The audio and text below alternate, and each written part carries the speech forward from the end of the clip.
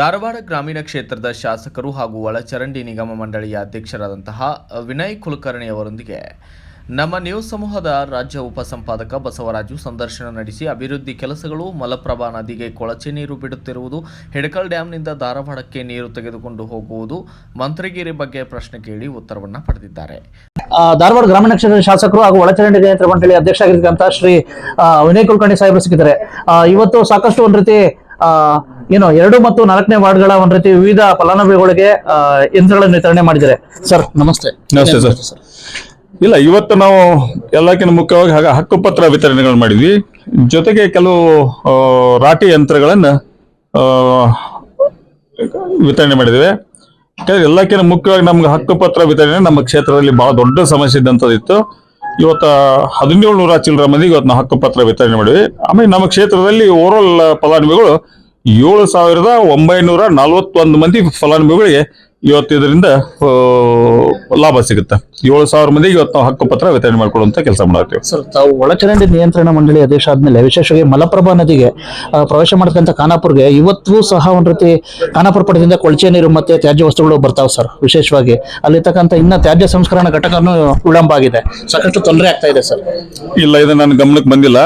ಆ ಭಾಗದ ಶಾಸಕರುಗಳು ಇರ್ತಾರಲ್ಲ, ಆ ಭಾಗದ ಶಾಸಕರು ಇದ್ದಂಥವ್ರು ಇಂಥವು ಯಾವುದೋ ಸಮಸ್ಯೆಗಳಿದ್ರೆ ನಾವು ನೇರವಾಗಿ ಬಂದ್ಬಿಟ್ಟಾದ್ರೆ ನಾವು ಬೇಕಾದ್ರೆ ಖುದ್ದಾಗಿ ನಾವು ವಿಸಿಟ್ ಮಾಡಿ ಅದು ಏನಾದ್ರು ಕೂಡ ಅದಕ್ಕೆ ಪರಿಹಾರ ಹುಡುಕೊಡುವಂತ ಕೆಲಸ ನಾವು ಮಾಡ್ತೀವಿ.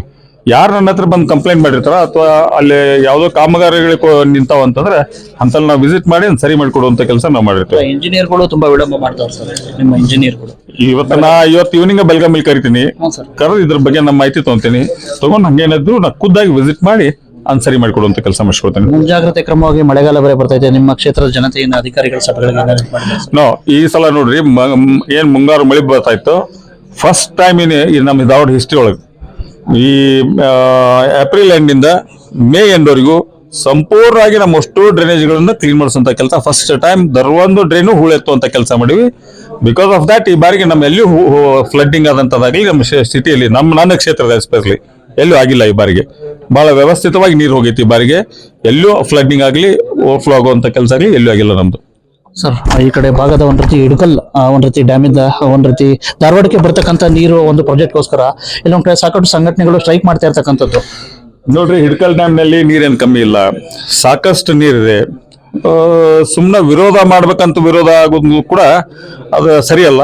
ಜೊತೆಗೆ ನಮ್ಮ ಭಾಗದಲ್ಲಿದ್ದಂತ ಸಾಕಷ್ಟು ನಾ ಈಗಾಗಲೇ ಹೇಳೀನಿ, ಅದು ಬರುವಂತದ್ದು ನಮ್ಮ ಬೇಲೂರು ಇಂಡಸ್ಟ್ರಿಯಲ್ ಏರಿಯಾಕ್ಕೆ ಬರ್ತಾ ಇದೆ ನೀರು. ನಮ್ಮ ಬೇಲೂರು ಇಂಡಸ್ಟ್ರಿಯಲ್ ಏರಿಯಾಕ್ಕೆ ನಾವು ಹಿಡಕಲ್ ಡ್ಯಾಮ್ ಇಂದ ನೀರು ತಗೊಂತ ಇದ್ದೇವೆ. ಯಾಕಂದ್ರೆ ಮಲಪ್ರಭಾ ನೀರಿನಲ್ಲಿ ಬಹಳ ದೊಡ್ಡ ದೊಡ್ಡ ಶಹರಗಳು ಮಲಪ್ರಭಾ ನೀರಿನಿಂದ ಇವತ್ತು ನೋಡಿ ನಮ್ಮ ಧಾರವಾಡ ಜಿಲ್ಲೆಯಲ್ಲಿ ಹೋದ ಬಾರಿಗೆ 2013ರಿಂದ 2018 ನಮ್ಮ ಸಿದ್ದರಾಮಯ್ಯನವರು ಮುಖ್ಯಮಂತ್ರಿ ಇದ್ದಂತ ಟೈಮಲ್ಲಿ ನಾವು ಜಿಲ್ಲಾ ಉಸ್ತುವಾರಿ ಮಂತ್ರಿ ಇದ್ದೆ. ಆ ಟೈಮಲ್ಲಿ ನಾವು 1200 ಕೋಟಿ ರೂಪಾಯಿ ಪ್ರಾಜೆಕ್ಟ್ ಅನ್ನ ಸ್ಯಾಂಕ್ಷನ್ ಮಾಡಿ 1200 ಕೋಟಿಯಿಂದ ನಮ್ಮ ಧಾರವಾಡ ಜಿಲ್ಲೆಯಲ್ಲಿರುವಂತ ದರ್ವಂದ ಹಳ್ಳಿಗೂ ಕೂಡ ಶುದ್ಧ ನೀರು ಹೋಗ್ಬೇಕು ಅನ್ನೋ ವ್ಯವಸ್ಥೆಗೆ ನಾವು 1200 ಕೋಟಿ ಪ್ರಾಜೆಕ್ಟ್ ಮಾಡಿ ಅವತ್ತು ನಾವು ನೀರು ತರಾಕತ್ತೀವಿ. ಬಟ್ ಅಲ್ಲಿಂದ ನೀರು ನಮ್ಗೆ ಈಗಾಗಲೇ ಅಲ್ಲಿಂದ ಪೈಪ್ಲೈನ್ ಆಗೈತಿ. ಇನ್ ಜಸ್ಟ್ ಬಹಳ ಶಾರ್ಟ್ ಇದ್ರೊಳಗೆ ಉಳಿದೈತಿ ನಮ್ದು. ಆತಂದ್ರೆ ಇಡೀ ಧಾರವಾಡ ಜಿಲ್ಲೆಗೆ ಕುಡಿ ನೀರಂತ ವ್ಯವಸ್ಥೆ ಐತಿ. ಯಾಕಂದ್ರೆ ಮಲಪ್ರಭಾಗ ಸಾಕಷ್ಟು ದೊಡ್ಡ ದೊಡ್ಡ ಗ್ರಾಮಗಳು ಸಿಟಿಗಳದಾವು. ಹಂಗಾಗಿ ಈಗ ಇಂಡಸ್ಟ್ರಿಯಲ್ ಏರಿಯಾ ಕೂಡ ಬಹಳ ದೊಡ್ಡ ಪ್ರಮಾಣ ಡೆವಲಪ್ ಆಗುವಂತದ್ದು. ಮೊದ್ಲಿನ ಇಂಡಸ್ಟ್ರಿಯಲ್ ಏರಿಯಾ ಅಲ್ದನ ನಾವು ಮೊದಲು 1000 ಎಕರೆ 2,000 ಚಿಲ್ಲರೆ ಎಕರೆ ಇತ್ತು ಮೊದ್ಲು. ಇವತ್ತು ನಾವು ಹೊಸದಾಗಿ ಎಕ್ವಿಷನ್ ಮಾಡಿದ್ದು 6,000 ಚಿಲ್ಲರೆ ಎಕರೆ ಎಕ್ವಿಷನ್ ಮಾಡಿದ್ವಿ. 8,000 ಎಕರೆ ವಿಸ್ತೀರ್ಣದಲ್ಲಿ ಇವತ್ತು ಹೊಸ ಇಂಡಸ್ಟ್ರಿಗಳು ಬರಾಕತ್ತಾವ. ಅಂತ ದೊಡ್ಡ ಇಂಡಸ್ಟ್ರಿ ಬರುವಂತ ಟೈಮಲ್ಲಿ ನಮ್ಗೆ ನೀರಿನ ವ್ಯವಸ್ಥೆ ಬೇಕೇ ಬೇಕಾಗತ್ತ. ಆಮ್ಯಾಗ ಬೆಳಗಾವದವ್ರು ವಿರೋಧ ಮಾಡೋದು ಕೂಡ ತಪ್ಪು. ಯಾಕಂದ್ರೆ ಅಲ್ಲಿ ಇಂಡಸ್ಟ್ರಿ ಡೆವಲಪ್ ಆತಂದ್ರೆ ಬೆಳಗಾವದ ಯುವಕರಿಗೆ ಕೂಡ ಸಾಕಷ್ಟು ಮಂದಿಗೆ ಉದ್ಯೋಗ ಅವಕಾಶಗಳು ಸಿಗುವಂತ ವ್ಯವಸ್ಥೆ ಆಗುತ್ತೆ.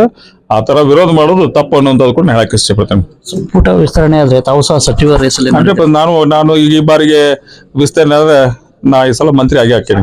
Bureau report Basavaraju, BV5 news Kannada, Dharwad.